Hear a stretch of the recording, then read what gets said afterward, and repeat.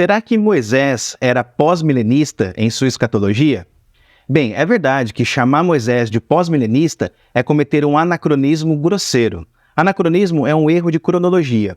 É quando você atribui a uma época ou a uma pessoa do passado ideias e conceitos que, na verdade, pertencem a uma época posterior. Por exemplo, dizer que na Idade Média não existia nenhum carro de 4 portas, mas somente de 2 portas, é um anacronismo. Isso porque não existia nenhum carro na Idade Média. Os primeiros automóveis foram produzidos só mais tarde, no século XIX. Então, pensando na escatologia, de fato, o termo pós-milenismo ainda não existia na época desse grande líder do Antigo Testamento, Moisés. No entanto, o otimismo em relação ao futuro pode sim ser encontrado nos escritos mosaicos, e o otimismo histórico é uma característica peculiar da escatologia pós-milenista.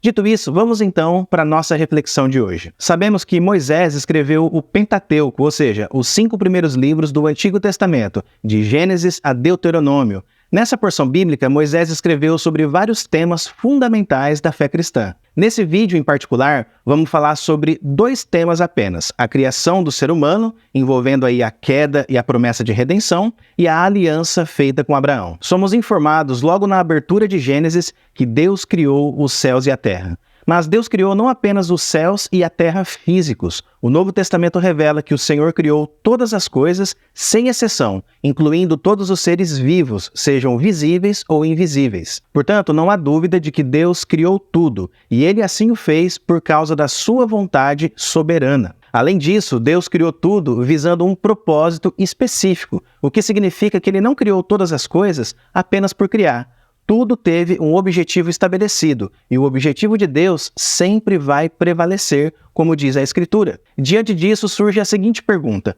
por que Deus decidiu criar o universo e tudo o que nele existe? Sabemos que a vontade de Deus é soberana, e por isso Ele criou todas as coisas porque essa foi a decisão que Ele quis tomar.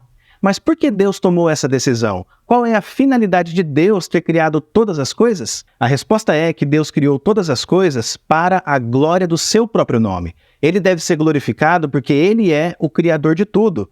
Tu és digno, Senhor e Deus nosso, de receber a glória, a honra e o poder, porque todas as coisas tu criaste, sim, por causa da tua vontade vieram a existir e foram criadas. Além do mais, todas as coisas criadas por Deus são boas. Se existe algo de ruim no universo, não é porque Deus criou algumas coisas boas e outras ruins. Ele criou tudo bom. Porém, o pecado manchou a boa criação de Deus. A Bíblia deixa claro que toda a criação de Deus é boa. Se Deus é essencialmente bom em sua natureza, logo tudo que Deus criou só poderia ter sido bom também. Agora, além de ter criado o universo, Deus também criou o ser humano. A Bíblia diz que o homem foi criado à imagem de Deus. O homem possui a imagem de Deus intrinsecamente, ou seja, Deus não acrescentou a sua imagem no homem após a criação dele. O homem foi criado já portando a imagem de Deus em sua natureza. É uma qualidade inata. Nem mesmo a queda no pecado foi capaz de apagar a imagem de Deus no homem.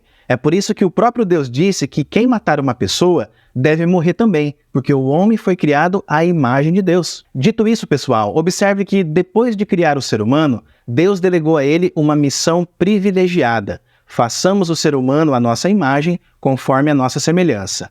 Tenha ele domínio sobre os peixes do mar, sobre as aves dos céus, sobre os animais domésticos, sobre toda a terra e sobre todos os animais que rastejam pela terra. Qual foi a missão dada por Deus ao homem? A missão de dominar a criação em todos os seus aspectos. O ser humano recebeu autoridade para exercer um mandato cultural. Mas o que significa exercer um mandato cultural? O mandato cultural envolve a vice-gerência do homem sobre o cosmos. Era para o homem desenvolver e manter tudo aquilo que havia sido criado por Deus. Através deste mandato, Deus colocou a humanidade em um relacionamento singular com a criação, para dominar e sujeitar, guardar e cultivar. Para resumir tudo o que foi dito até aqui, podemos dizer que Deus criou todas as coisas para a sua própria glória, e o ser humano foi criado à imagem de Deus a fim de cumprir a missão de dominar toda a criação para a glória de Deus. E aqui surge um problema. Embora Deus tenha criado tudo de maneira perfeita, Adão caiu em pecado e corrompeu toda a criação que era perfeitamente boa. Diante disso, como que fica a missão de dominar a terra? O objetivo de Deus de que o homem exerça domínio sobre a criação vai se cumprir?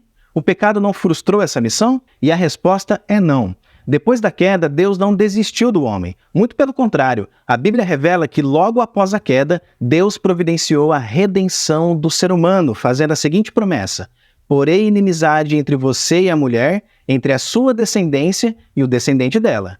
Este lhe ferirá a cabeça, e você lhe ferirá o calcanhar. Nessa promessa, Deus profere uma maldição contra Satanás, dizendo que ele será esmagado pela semente da mulher, ou seja, pelo nosso Redentor, que é Cristo. Em Cristo Jesus, o ser humano é reconciliado com Deus, e assim ele é novamente capacitado para dominar a criação conforme a vontade de Deus. Quando contemplo os teus céus, obra dos teus dedos, e a lua e as estrelas que estabeleceste, que é o homem para que dele te lembres, e o filho do homem para que o visites, fizeste-o, no entanto, por um pouco menor do que Deus, e de glória e de honra o coroaste. Deste-lhe domínio sobre as obras da tua mão, e sob seus pés tudo lhe puseste. Agora, observe que todo o relato da criação e da queda ocorrem dentro da história com personagens históricos reais. A narrativa da criação não é uma alegoria ou alguma coisa desse tipo. Note que Satanás aparece na narrativa como criatura histórica, a serpente. Adão e Eva são pessoas históricas reais. O pecado foi um acontecimento histórico real, e os efeitos do pecado no mundo também foram históricos e reais. Até hoje sentimos os efeitos da queda. Então, se tudo isso aconteceu na história, isso quer dizer que a promessa redentora e a concretização dessa promessa devem acontecer dentro da história também. E, de fato, a derrota de Satanás foi estabelecida oficialmente na cruz do Calvário e dentro da história, cancelando o escrito de dívida que era contra nós e que constava de ordenanças, o qual nos era prejudicial, removeu-o inteiramente, cravando-o na cruz, e despojando os principados e as potestades, publicamente os expôs ao desprezo, triunfando sobre eles na cruz. Mas a vitória definitiva de Cristo ainda está em andamento. Ela está acontecendo gradualmente à medida que o Evangelho se espalha pela terra e os inimigos de Cristo são derrotados, porque é necessário que ele, Jesus, reine até que tenha posto todos os inimigos debaixo dos seus pés. O último inimigo a ser destruído é a morte. Com exceção da morte, que será derrotada no último dia, os demais inimigos de Cristo serão derrotados antes do seu retorno final, ou seja, antes do fim da história. Posto isso, pessoal, vamos agora refletir brevemente sobre a aliança estabelecida com Abraão. A palavra de Deus diz: o Senhor disse a Abraão: saia da sua terra, da sua parentela e da casa do seu pai, e vá para a terra que lhe mostrarei.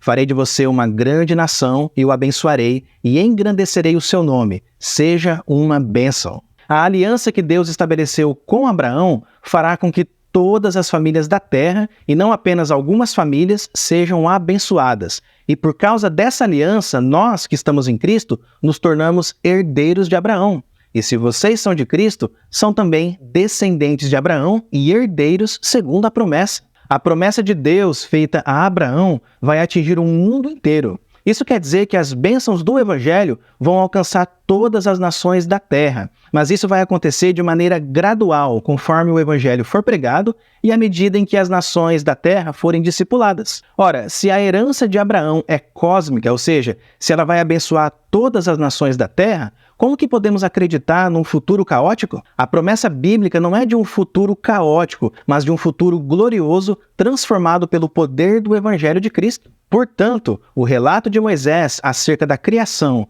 da queda, da promessa de redenção e da aliança de Deus com Abraão é o fundamento bíblico do otimismo histórico pós-milenista.